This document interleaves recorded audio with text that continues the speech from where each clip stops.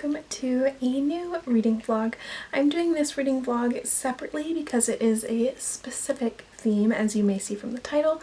I'm going to reread all of the Harry Potter books since we have to stay at home and can't really do much else other than the insane amount of homework that I have, but we're going to ignore that for a little bit. And I'm going to try and read all 7 of the Harry Potter books in the next couple of weeks. I don't really have a straight deadline. I'd like to read them by my birthday because I wanted to do like a Harry Potter movie marathon for my birthday, even though I have a final that day. But I don't know if I'll be able to finish them all by then. It's currently April 17th, and my birthday is May 6th, so that's only like, what, 3 weeks from now? And I don't know if I could read 7 books in 3 weeks. But I am on Sorcerer's Stone already, and I'm already almost done. I actually picked up the audiobook because it became available on my library app, and it's almost never available, so I just rented it and decided to listen to it.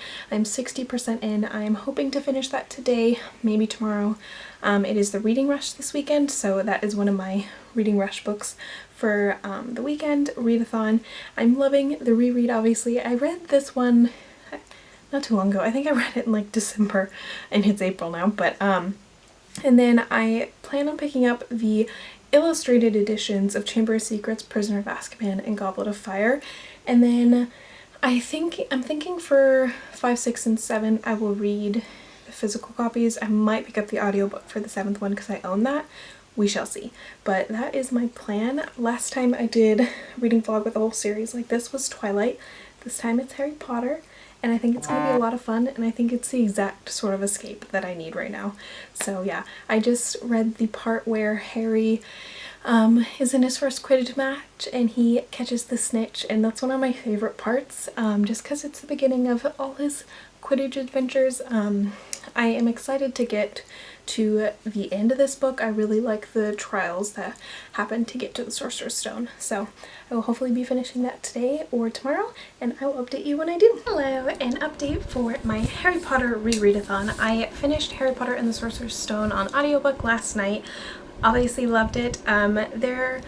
I liked listening to it on audiobook. I had not done that for that one before, so that was really fun. I just love seeing the world building and everything start to begin. And then today I picked up Harry Potter and the Chamber of Secrets. I have the illustrated edition that is actually my sister's, but I'm reading this one.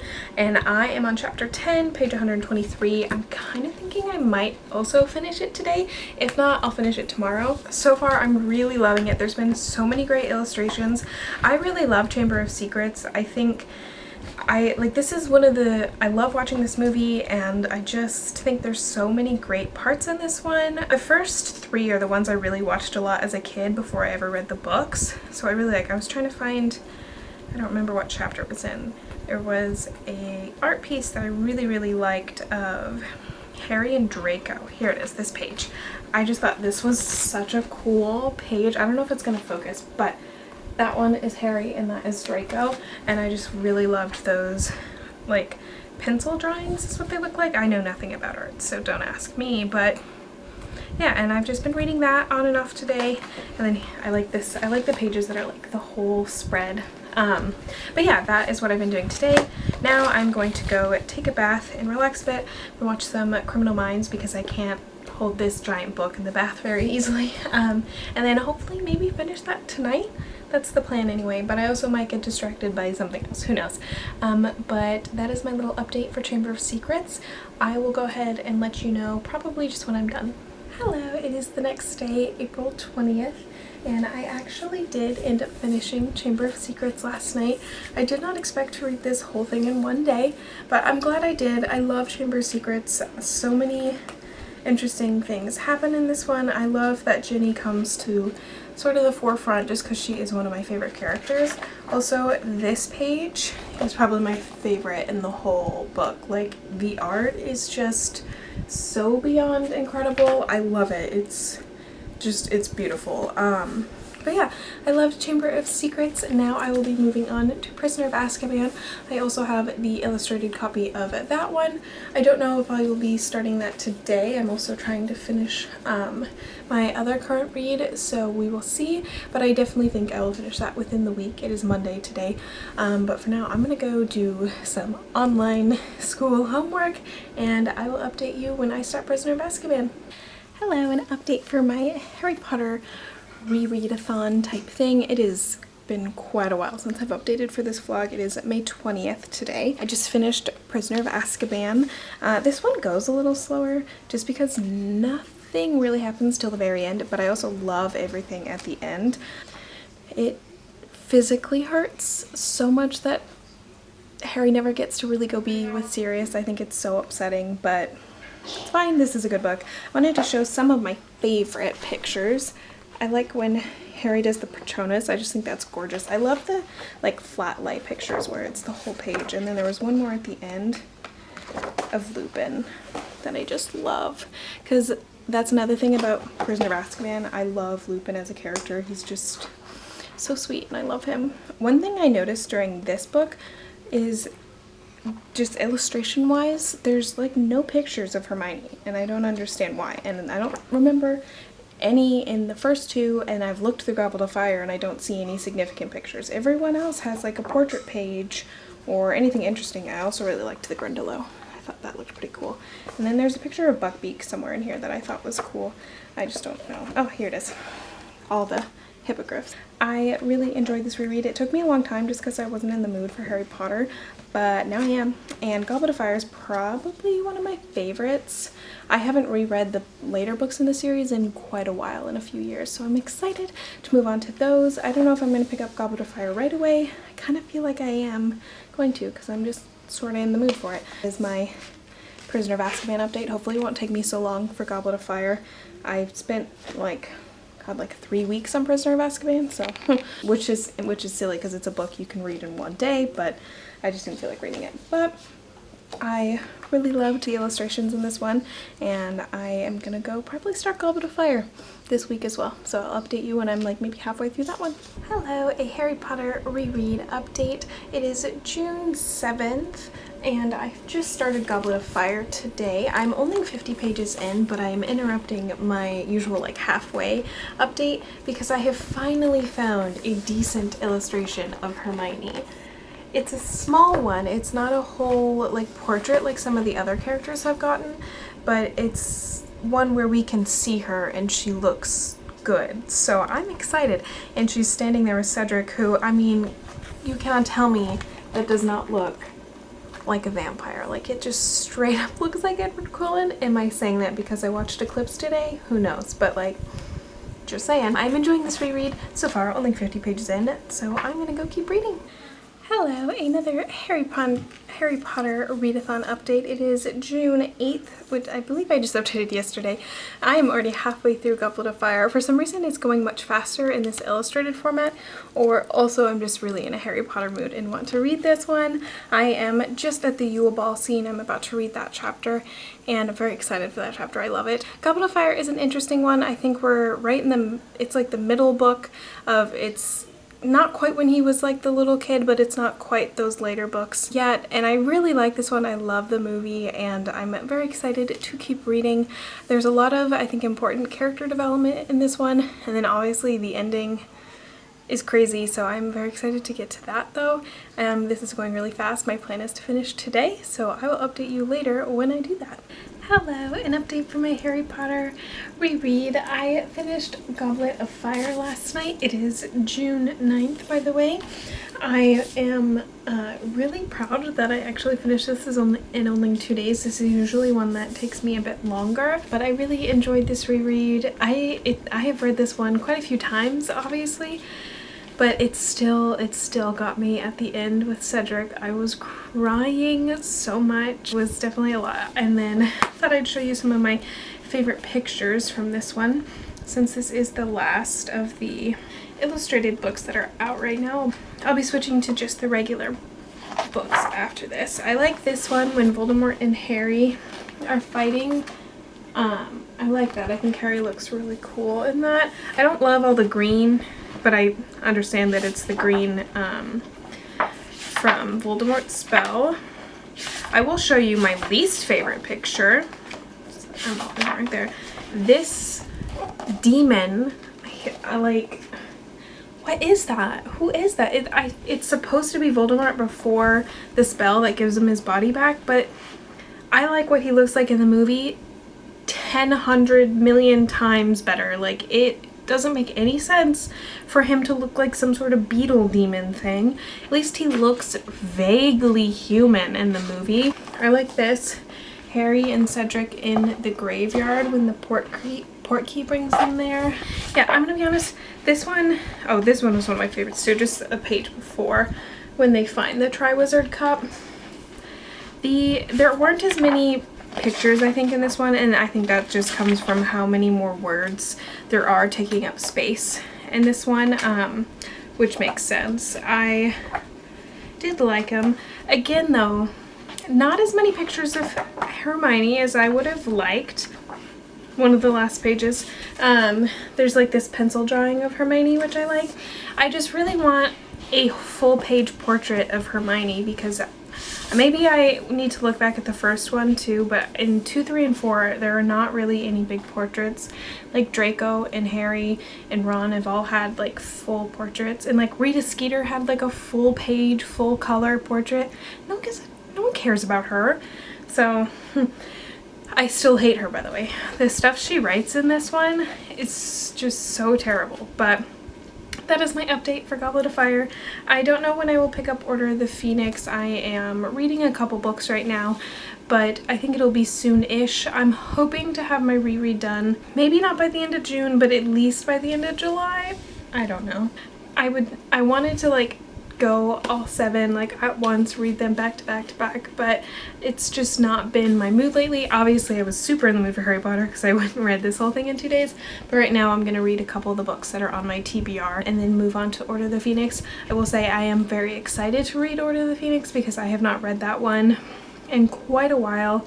So 1, 2, and 3 I read last summer, but 4, 5, 6, and 7 I have not read for like 3 years-ish, so I'm very excited to revisit these ones. Goblet of Fire I think I've read more than the others, but 5, 6, and 7, like, there's so much changes in the world of Harry Potter, like just everything becomes so much darker, and honestly I kind of prefer that side of the story just because it gets so interesting and painful to read. I will say, don't know how I'm gonna handle Sirius Black reading that again. If I'm sobbing with Cedric, I think we can all assume what's gonna happen with Sirius. So, but I'm very excited to pick that up. I will update you later. I'm hoping like maybe next week I pick it up. I don't know. I never know what my reading plans are, but that is my Harry Potter update, and I will see you when I'm starting Order of the Phoenix. Hello, I have not updated this reading vlog in a hot minute. It is July 29th. I don't even know when I finished Goblet of Fire. I think I finished like at the beginning of June.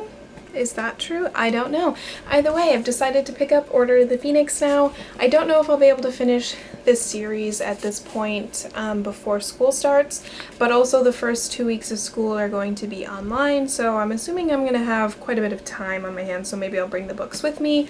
I am very excited for this reread of Order of the Phoenix because Order of the Phoenix, I think in the past, almost every time I've read it, has been greatly underappreciated, because Order of the Phoenix, yes, it's a lot of Harry moping about, but he also just saw someone murdered in front of his eyes and like has to deal with that grief and that trauma, and I just think so much emotionally happens in Order of the Phoenix. I just remembered the ending emotionally, but like I think Harry really starts to find who he is and what his role in this whole mess is going to be, and I really, really love it. The Order of the Phoenix movie, while it kills me because it's so sad, I really love it. Like, the color schemes of Order of the Phoenix and just the tone of the movie are so different than even Goblet of Fire, but especially the first 3, and it's just absolutely incredible, and I cannot wait to reread this.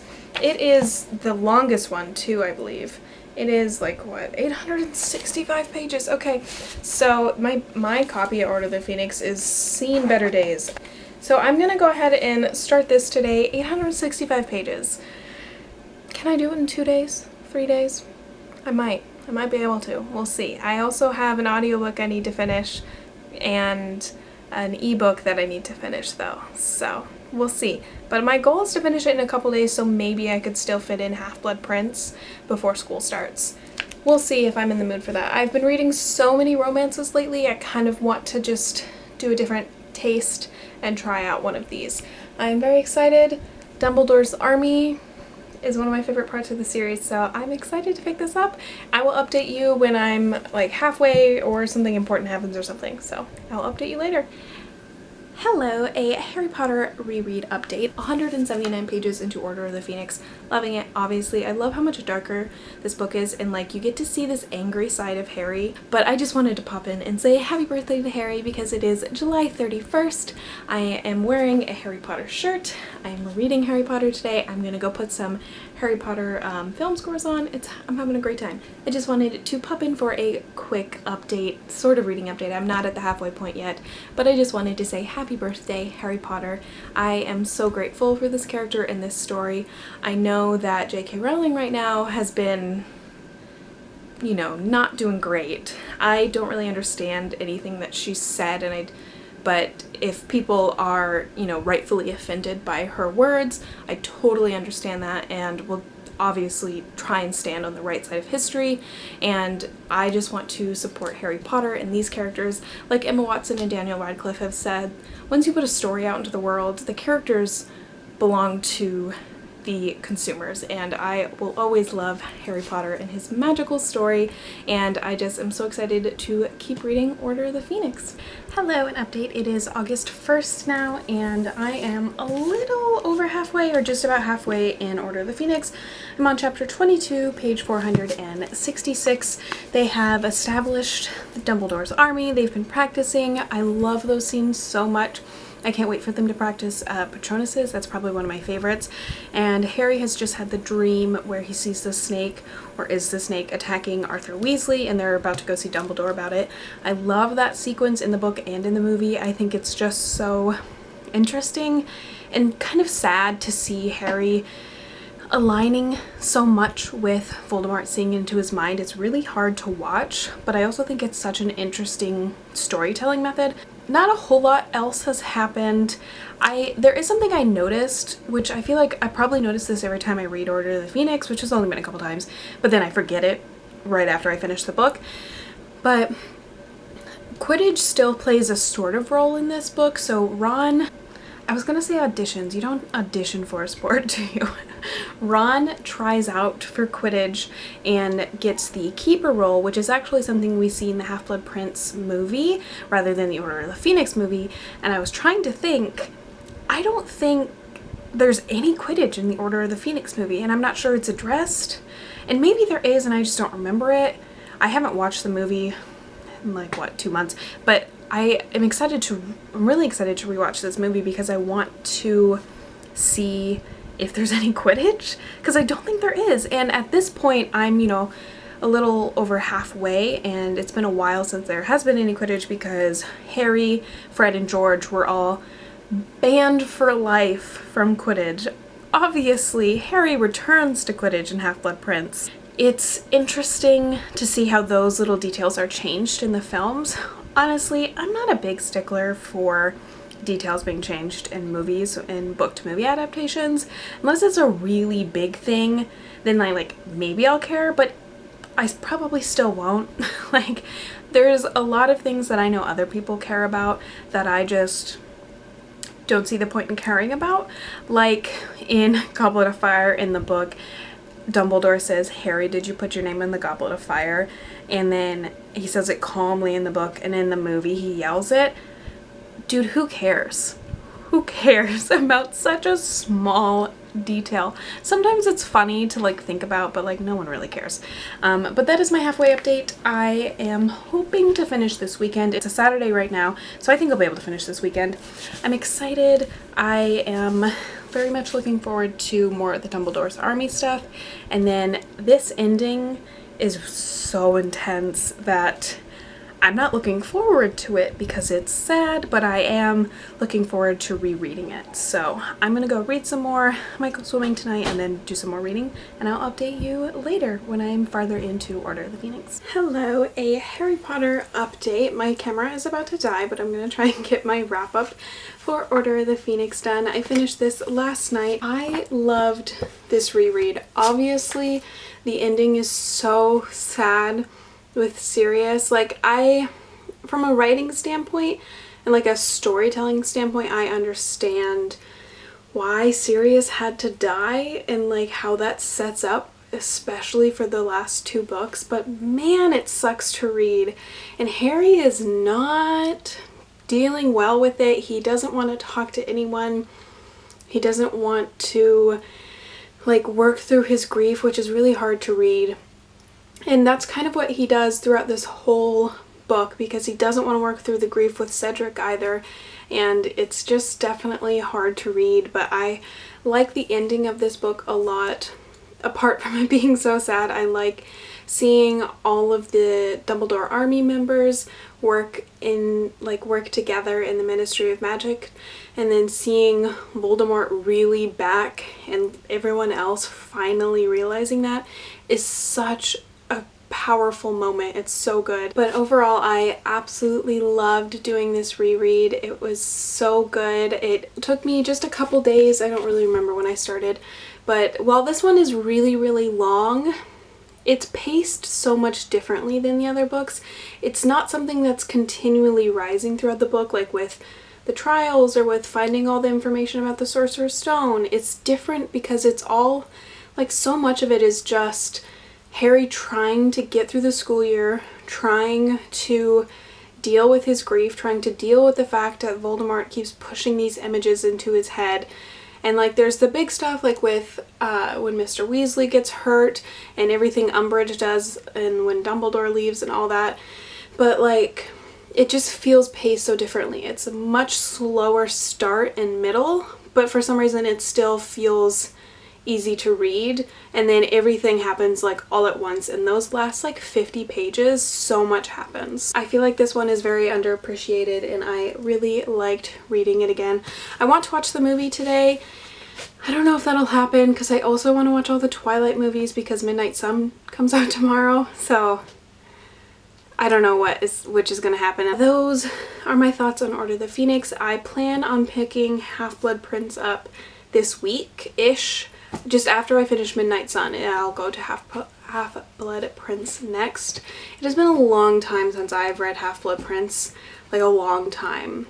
And I don't remember a lot of it. Like I know the plot of Half-Blood Prince and I know a lot of the details. I just like have not read that book in a long time. And last time I read it, which was 3 or 4 years ago, I also listened to it on audiobook. So I don't remember everything, so I'm very excited to pick that one up. I already got it out, but it's in my room and I will be starting that later this week.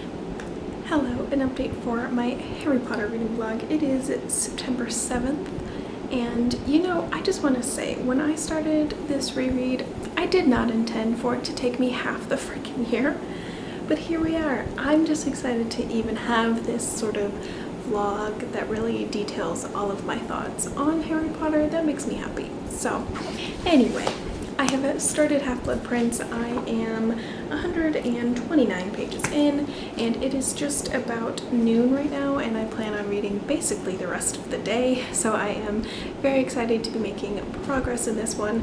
Half-Blood Prince is a really good one. My copy, by the way, is so worn. I think I bought this like, God, at least 10 years ago, and like I bought it used 10 years ago, I'm pretty sure, so it's seen some things. It's an old one, but I am very excited to continue reading this. A lot of stuff happens in Half-Blood Prince, obviously, and it's just such a great turning point. And I think I said that about Order of the Phoenix too, but now you get to see the aftermath of everything that happened in Order of the Phoenix, and I just really, really love this one. And this one also has a lot of great character development moments, and I can't wait to see all of that with Harry being the head of Quidditch now, and Ron and Hermione are still head boy and head girl and all of that stuff. I'm just excited for the school aspect and for the growing tension of the war. And I'm just so excited to keep reading. I really, really love this one. This is the movie that I always love to watch. It's so good. Literally, it's so much funnier than I feel like it should be, but it's a good one. So I am very excited to read. I have plans right now of finishing this in a couple days. It's like 650 pages or so, and then go straight into Deathly Hallows so I can get this reread done because I literally feel like I've been doing it forever. I think I started in April, maybe even March, I'm not sure. So like I need to get it together, but this is going to be a fun vlog to finally get to upload. So I'm very excited to go keep reading. I will update you probably around the halfway point. So actually one more thing, because I found these Deathly Hallow earrings in my bathroom, and obviously I had to put them on today as I read Half-Blood Prince, and I just wanted to share that with you. I found a whole pack of like Harry Potter earrings, so I am doing that, and I have a Fantastic Beasts shirt on today, which isn't, you know, quite Harry Potter, but close enough. And then, by the way, I'm in my apartment for school, in case that wasn't clear. I had to come back up for school, so yeah. Now I'm gonna go make lunch and read. Hello, an update. It is a couple hours later, like 5 hours later actually, but I have been reading pretty non-stop. I have read a couple hundred pages. I am now on page 349, just about halfway, and I just love this world so much, and I love this book. Not a lot has happened yet with the big stuff, but Dumbledore is starting to explain everything in Voldemort's past, sort of leading up to who he is today and why he is the way he is. Harry is trying to like piece together things. He also is using the Half-Blood Prince's textbook with all the notes in it, and that, you know, doesn't end well, but we haven't gotten to that part yet. And the Slug Club is a thing. He went to the Slughorn Christmas party, which I loved. That scene is so funny in the movie and in the book, and I love that he takes Luna. I think she doesn't have a lot of like screen time per se in the book, other than Order of the Phoenix and a bit in Deathly Hallows, but she's one of my favorite characters, so I loved seeing her in that, and I'm just having so much fun reading this. I do hate seeing Ron and Hermione fight so much, because at this point Ron is with Lavender and it's a whole mess, but it is what it is. It's kind of funny to see. I will say one of my all-time favorite scenes in the whole series, movie and book-wise, is when after the party after the Quidditch game, when Ron and Lavender first kiss, Hermione leaves and she goes and like sits by herself, and Harry follows her and is just sort of there for her as a friend, and Ron and Lavender come in, and it's a big thing. That moment between Hermione and Harry is just one of my absolute favorites. They have the most amazing friendship, and I just really, really love it, and I'm having a lot of fun with this book. Can you tell my book is so worn? It's so old. But I'm having a great time reading this, and it's only 5 o'clock, so I'm just gonna keep reading and keep reading until I don't feel like it anymore. So I'll definitely finish this in the next couple days for sure, so I'm very excited to keep going. A lot of big stuff happens in the second half of this, so I'm very excited to get to that. One other thing I just noticed in the last chapter, I just read the Christmas chapter, and maybe somewhere in my mind I knew this, but I've never really given much thought to it. But in the book, at the beginning, there is a part after Draco beats Harry up on the train. In the movie, it's Luna that finds him and like fixes his nose, and they walk back to the castle together. In the book, it's Tonks that finds him because she's stationed as an Auror in Hogsmeade, and she conjures a Patronus to send it ahead to the castle to let them know that she found Harry and they're on their way. And Harry notices that her Patronus changed, but he didn't realize what it was at first. And now at Christmas time, he brings that up again because they were talking about Tonks, but she's not there yet. But he was like, oh, I think her Patronus changed. Like, I didn't know that could even happen.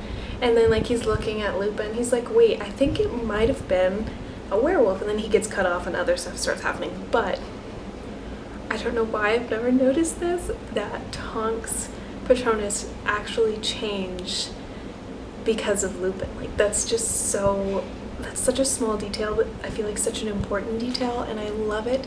And I wish I could find out more about Remus and Tonks and just their history and what happens between them and all those little details. I follow a lot of TikToks that like have scenes between those two characters like as cosplays, and they're really good, and I feel like there's probably some good fan fiction out there that I should look into, but I just feel like there's a lot of emotional complexity between them and their relationship, because obviously Remus is so hesitant to begin a relationship with her because one, he's much older, and two, he's a werewolf and he doesn't think that he deserves to be loved, and Tonks is like, no, I've decided I love you, this is it, we're gonna be together. And I think it would be so interesting to see that dynamic. And like the fact that she's been so sad, she can't like change her hair and her nose or whatever, I can't think of what that power is called, but she's having trouble with that even, she's so sad. And I just want to see more of that background, it would be so cool. But anyway, I'm gonna keep reading Half-Blood Prince and, you know, the actual canon stuff and get to the fun fan fiction later. But I'm having a great time. I have a like ambiance like YouTube for a Hogwarts classroom on, and I've had different ones on all day, and it's so much fun. So I'm gonna go keep reading, and I will update you later.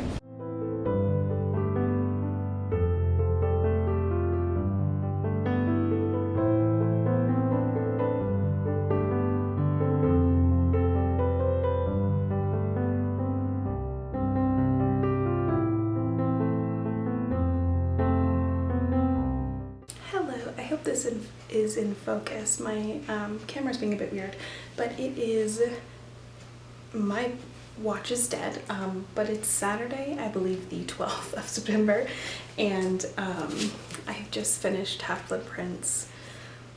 I cried a lot, obviously. There's just so many good details in the end of this. From like Sectum Sempra on, it's just so good. And I don't think I've done an update in like a hot minute, but the Sectum Sempra chapter, just because that's what I just opened to, is so good. It's so intense and stressful. It is one of my favorite scenes in the whole series, books and movie. It's just an incredible, incredible scene to see Draco so deeply struggling with what he has to do, and he is crying to Moaning Myrtle of all people, and then Harry's there and they duel, and then just like visually in the movie it's such an incredible scene as you see them fighting, and there's no music until he throws the Sectum Sempra curse and Draco falls and is like bleeding, then the music like starts and it's really haunting, and it's just such a good scene. I love Harry and Ginny's relationship in this book. You don't get to see very much of it. It is a very small part, and even smaller in the movies, annoyingly. That was good to see. And then the Astronomy Tower. It's called the Lightning Struck Tower scene chapter. It's just absolutely, it's so good, and it makes me so sad, but I love it. A detail that's not in the movie is that they had quite a few, like all the Death Eaters were in the castle, but also a lot of the Order was there, and Neville and Luna came to help like as a form of like Dumbledore's army as well, and they were like fighting with the Death Eaters, and that wasn't shown in the movie, and I just really, really, really love that part. More of Remus and Tonks fighting about Remus not wanting to be, you know, hold her down like that was in that. It was towards the end too, which I liked. They finally accepted Fleur by the end, which I liked. It took them a while after Bill was attacked by Greyback. I really wish that the funeral scene had been included in the movie in more detail, just because I love it in the book so much, from Ginny and Harry and just Ron and Hermione and them all being together, and even like Neville and Luna there, the centaurs, the mer people even showed up in the lake, and it was just so, so good. Like Ron was comforting Hermione a lot, and Ginny was trying her best with Harry, but Harry obviously has so decided that he is going to be going off on his own to find the Horcruxes. But then at the end we obviously see Ron and Hermione be like, we're too far in for you to go this alone, Harry, you always have us. And that is obviously what sets up Deathly Hallows, which is what I am going to pick up next because I really want to finish this whole reread of the series. I'm very excited. I have not physically read this book in a really long time. Also, I used to do this thing where I would fold the dog-ear the pages of my favorite scenes. So this is dog-eared. I think this is Ron and Hermione's kiss. Yes, it is. But I'm sure there's some other dog-eared great pages in here. So I'm very excited to read this. I'll be probably starting it tomorrow, so I will update you when I am a bit into this. Hello. Excuse my disheveled look and the laptop camera, but I have one clip that was my update for halfway through Deathly Hallows that refuses to download to my computer. So I'm just going to give you a brief summary of the 8-minute clip. One, I was very sad that Hedwig died. I'm still very sad that Hedwig died. I'm not really sure why it was necessary.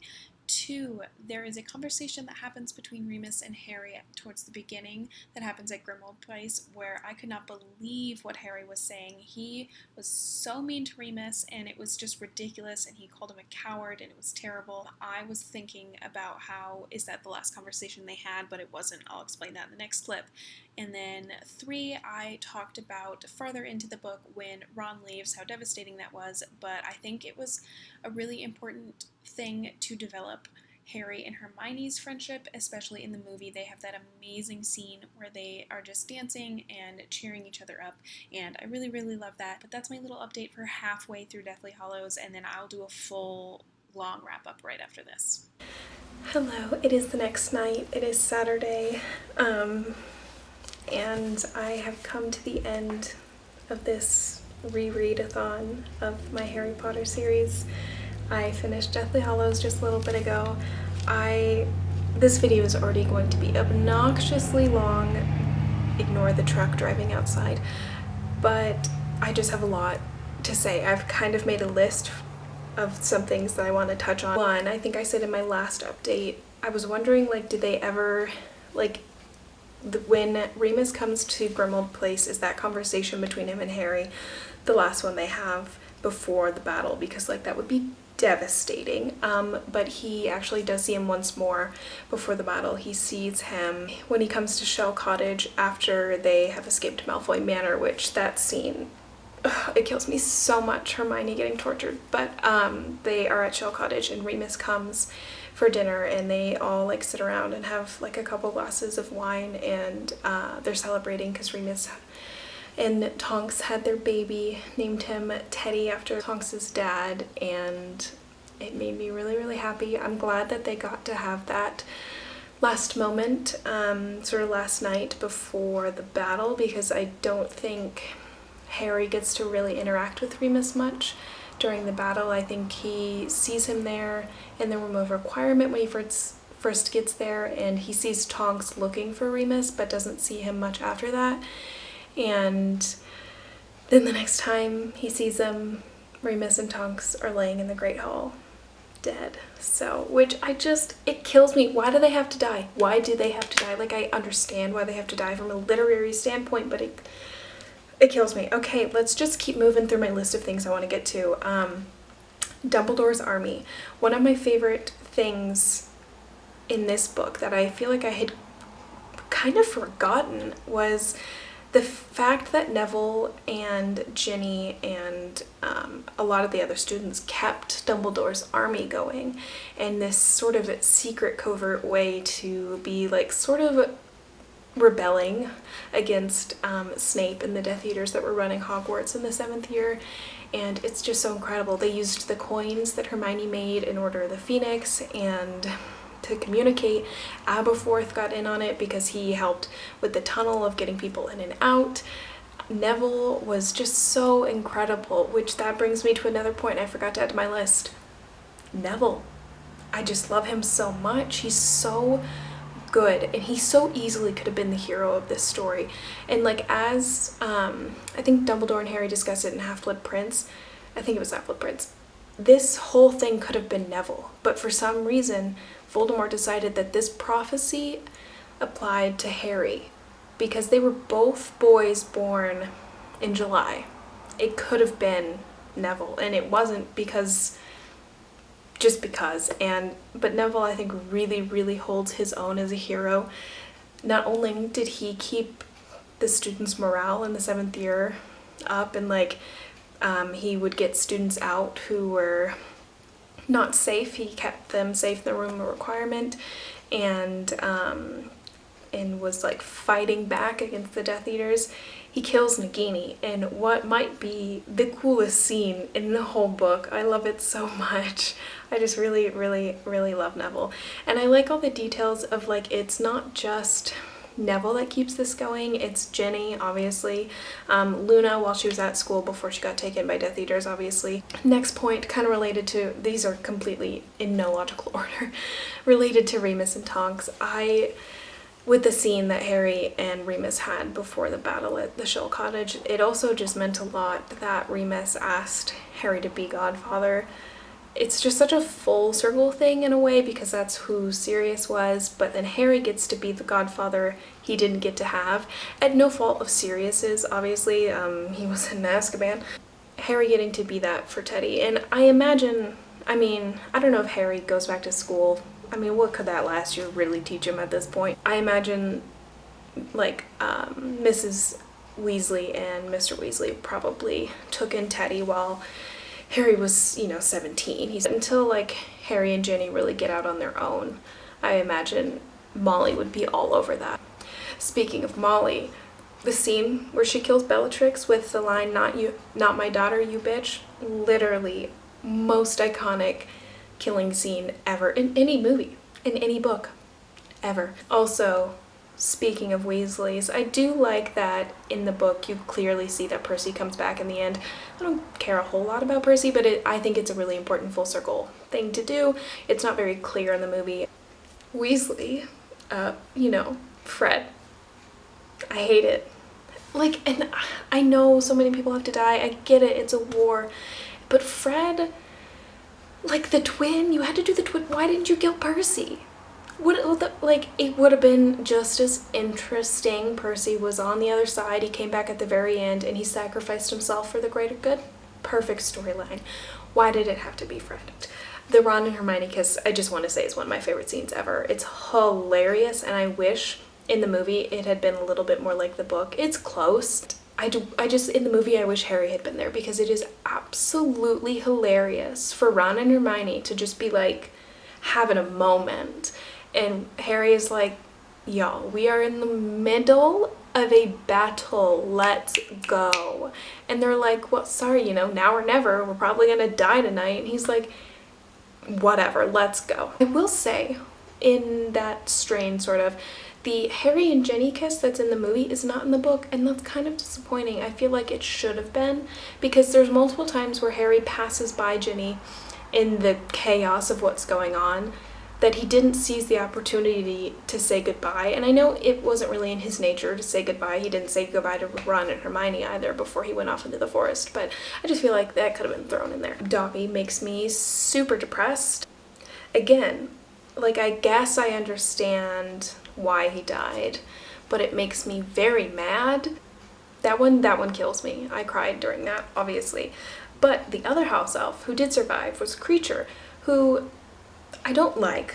I would have rather Kreacher died than Dobby, but a detail I would have never remembered that's in this book, and it's like 2 lines. After Harry has died and come back to life, and they're storming the castle and everyone, it's complete chaos. The centaurs just showed up, there's giants, there's everything going on.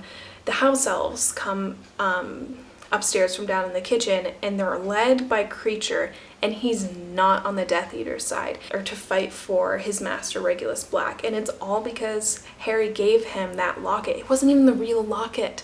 He gave him the fake locket that Regulus left at the Horcrux cave thing. And Kreacher was so honored by that and so grateful to Harry, and had, become Harry's friend almost, that he even helps with the battle. And I was like, character development for a house elf, love that. And there was another line at the end where, like, at the very, very end of the last chapter before the epilogue, Harry was just thinking, he's like, I know that there's a bed upstairs and I just want to go go to sleep, and maybe if I'm lucky, Creature will bring me some dinner. I'm like, I wonder if, like, does he keep Creature? He has to. Unless, I don't think Creature would want to be freed. Maybe he does, I don't know, but like, even if he did, I feel like Creature would stay. One of my favorite chapters is The Prince's Tale, about explaining Snape's life. And I know there's a lot of people who don't like Snape at all. Obviously, I do. I mean, it's tattooed on me. I love Snape, and I love him because he's a morally gray character, and those aren't the characters I usually like. I usually much more lead towards the, the hero. And I'm not saying that his history excuses what he has done.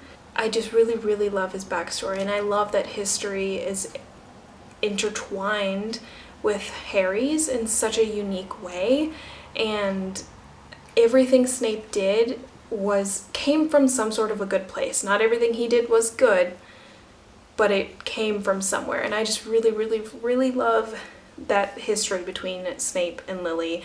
And I think when it comes down to it, a big part of why Harry made it through this battle with Voldemort is because of the role Snape played. And I just really, really loved that story and how it was all these little details were planted throughout the whole series, and it came out to be what this was in the end.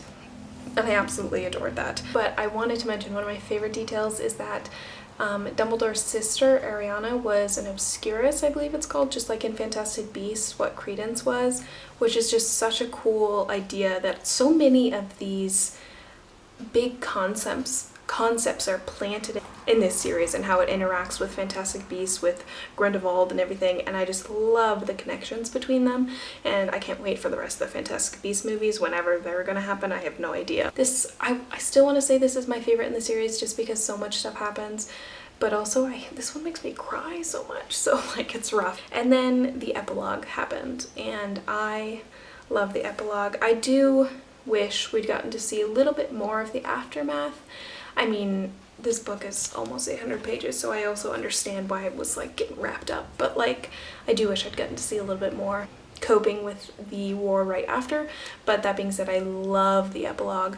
I love what Harry says to his son. He's like, if you don't want to be in Slytherin, you can ask, but we would be proud of you if you were Slytherin. And I think it's pretty much canon that Albus is Slytherin, because Draco's son Scorpius is also Slytherin. I know this is in the Cursed Child stuff. I haven't read that since it came out, and I know a lot of people hate that, which I don't really understand, because like they hate the manuscript or like the script, but then they love the play. Like, it doesn't make any sense. I liked it. It was, a little convoluted, but I liked it. So those are all my thoughts on Deathly Hallows. I love this series. I love Harry and Hermione and Ron and everyone. And I'm not sure I could ever truly express how much this series means to me. I mean, that's why it was my first tattoo. It has been there for me for so long. It's just so important to me, and I don't think anything can ever take that from all of us who love Harry Potter. I think it's just been there for us for so long, and Harry's never going anywhere. And I mean, like Dumbledore says, Hogwarts will always be there, to offer help to those who need it. I don't know if that's the exact quote, but you get the point. So thank you for watching this video, especially considering how long it probably is going to be. If you have made it this far, go ahead and comment down below what your Hogwarts house is. I am a Ravenclaw, and I love it, and I think that'll be the end of this vlog. This has been like 5 months or something ridiculous like that. I definitely meant for this to last like a month and a half or something, and it's taken me like half the year, but I'm glad I did it, and I'm glad I have this on video for me to ever look back on. Just some of my thoughts on Harry Potter, because it's really the series that means literally like the most to me in the world. So thank you for watching. I upload every Sunday. I hope you enjoyed. Like, share, subscribe, and all that fun stuff, and I promise not all my videos will be this obnoxiously long, and I'll see you guys next time. Bye.